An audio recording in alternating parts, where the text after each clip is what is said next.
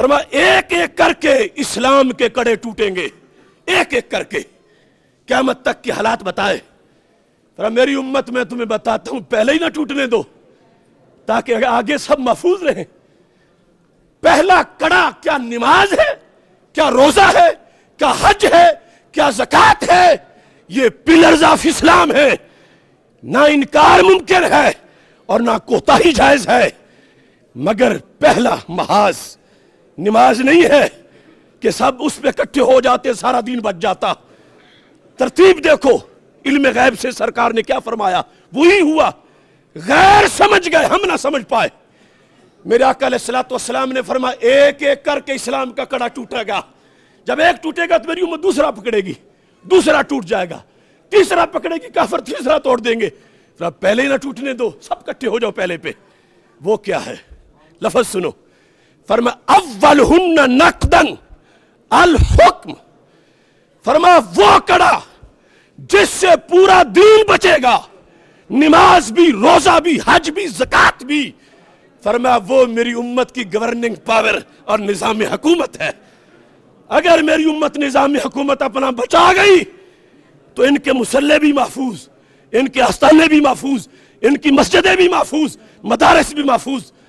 اور اگر نظام غیروں کو دے دیا تو پھر سب کچھ لٹے گا۔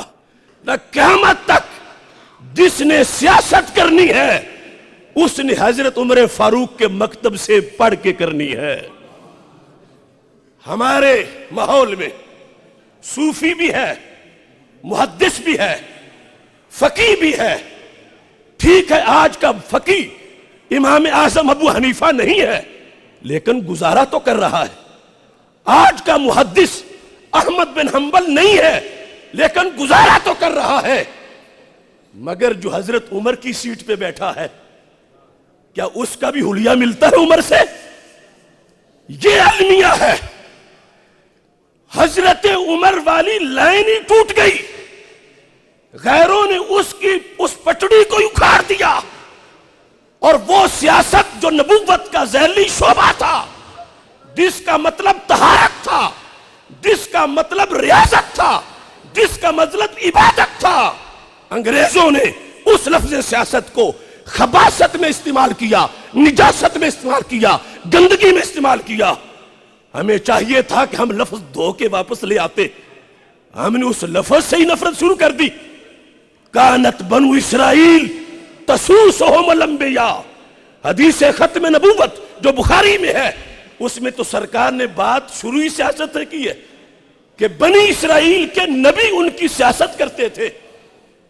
کرپشن سیاست نہیں، لوٹ مار سیاست نہیں، غنڈہ گردی سیاست نہیں، نبیوں کا خلق سیاست ہے، نبیوں کی سیرت سیاست ہے، نبیوں کا کردار سیاست ہے۔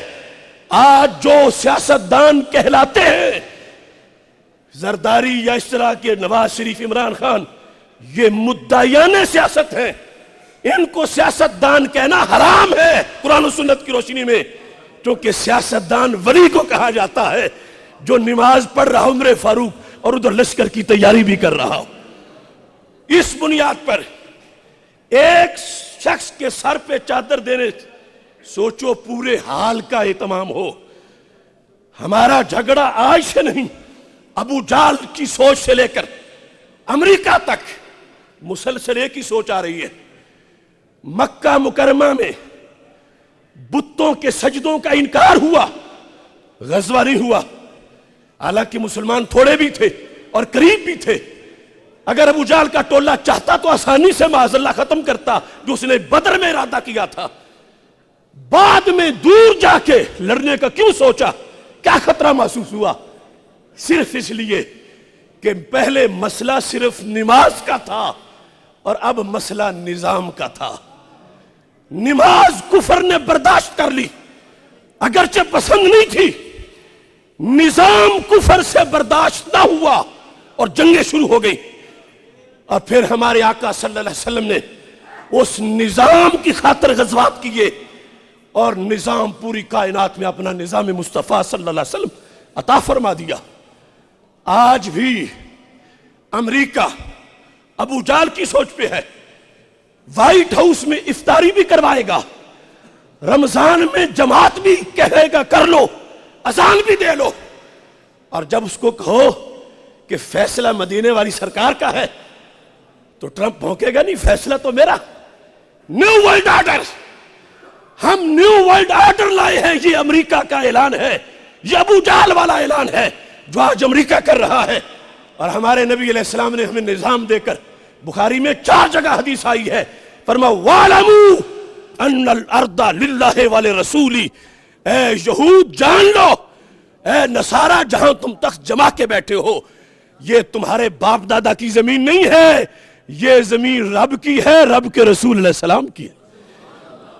اس واسطے میں حدیث آپ کے سامنے رکھ رہا ہوں، سب کو دعوت فکر ہے۔ میں تو کہتا ہوں اگر 25 سال پہلے میں نے یہ حدیث پڑھی ہوتی تو میں گلی گلی اس کا پیغام پہنچا چکا ہوتا، اور آج کی صورتحال یہ نہ ہوتی کہ روزانہ ایک نئے مسئلے پر ہمیں نیا انتظام کرنا پڑے۔ میرے آقا علیہ السلام نے جب ختم نبوت کے لحاظ سے مستقبل کو دیکھا اور نظام عطا کیا تو نظام میں آپ نے کیا فرمایا؟ میں خود نعرہ لگاؤں گا، نظام میں کیا عطا کیا؟ فرمایا لَيَنْتَقِدَنَّ اور الاسلام عُرْوَةً عُرْوَةً، فرمایا ایک ایک کر کے اسلام کے کڑے ٹوٹیں گے، ایک ایک کر کے، قیامت تک کی حالات بتائے۔ فرمایا میری امت میں تمہیں بتاتا ہوں پہلے ہی نہ ٹوٹنے دو تاکہ آگے سب محفوظ رہیں۔ پہلا کڑا کیا نماز ہے، کیا روزہ ہے، کیا حج ہے، کیا زکوٰۃ ہے، یہ پلرز آف اسلام ہے، نہ انکار ممکن ہے اور نہ کوتاہی جائز ہے، مگر پہلا محاذ نماز نہیں ہے کہ سب اس پہ اکٹھے ہو جاتے سارا دین بچ جاتا۔ ترتیب دیکھو، علم غیب سے سرکار نے کیا فرمایا وہی ہوا، غیر سمجھ گئے، ہم نہ سمجھ پائے۔ میرے آقا علیہ السلام نے فرمایا ایک ایک کر کے اسلام کا کڑا ٹوٹے گا، جب ایک ٹوٹے گا تو میری امت دوسرا پکڑے گی، دوسرا ٹوٹ جائے گا، تیسرا پکڑے گی، کافر تیسرا توڑ دیں گے۔ پہلے ہی نہ ٹوٹنے دو، سب اکٹھے ہو جاؤ پہلے پہ۔ وہ کیا ہے؟ لفظ سنو، فرمایا اولہن نقدن الحکم، فرمایا وہ کڑا جس سے پورا دین بچے گا، نماز بھی، روزہ بھی، حج بھی، زکوٰۃ بھی، فرمایا وہ میری امت کی گورننگ پاور اور نظام حکومت ہے۔ اگر میری امت نظام حکومت اپنا بچا گئی تو ان کے مصلے بھی محفوظ، ان کے آستانے بھی محفوظ، ان کی مسجدیں بھی محفوظ، مدارس بھی محفوظ۔ اور اگر نظام غیروں کو دے دیا تو پھر سب کچھ لٹے گا۔ اب 400 مدارس برما والوں کے کہاں گئے؟ شام کی وہ خانقاہیں، میرے ساتھ وہ حضرات پڑھتے تھے بغداد شریف میں، 5-5 ایکڑ کی خانقاہیں بغداد شریف، عراق اور شام کی، داعش نے اپنی جیلیں بنائی۔ ایسا کیوں ہوا؟ اولہن نقدن الحکم، حکم اسلام، نظام مصطفیٰ صلی اللہ علیہ وسلم، اس پہ کافروں نے پہلا حملہ کیا اور اتنی غلاظت گھوڑی کہ اس موضوع کو ہی ہمارے نصاب سے نکال دیا۔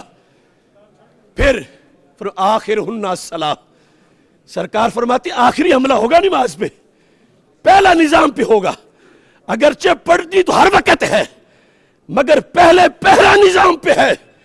نظام بدماشوں کے لیے نہیں کہ وہ چلائیں، نظام ڈاکوؤں کے لیے نہیں وہ چلائیں، نظام امریکہ کے لونڈوں کے لیے نہیں وہ چلائیں، نظام وہ ہیں جو خلافت راشدہ کی سیٹ پہ پیچھے بیٹھنے والے ہوں۔ یہ المیہ ہے، ایک ایک مسئلہ آج اس کی حفاظت کے لیے ہمیں نکلنا پڑے گا۔ تو پھر فلا وربک لا یؤمنون حتی یحکموک، اللہ قسم اٹھا کے کہہ رہا ہے، سب سے بڑی قسم کہ محبوب مجھے تیرے رب کی قسم، وہ مومن نہیں ہوں گے اگرچہ نماز پڑھیں، اگرچہ روزہ رکھیں، اگرچہ حج کریں، اگرچہ زکوٰۃ دیں، اگرچہ چلے کاٹیں، اگرچہ وظیفہ پڑھیں، نہیں مومن۔ کب مومن ہوں گے؟ فرمایا حتی یحکموک، محبوب جب تمہاری حکومت لے آئیں گے، مانیں گے تو پھر مومن ہیں۔ یہ ہے قرآن کا پیغام ہمارے نام۔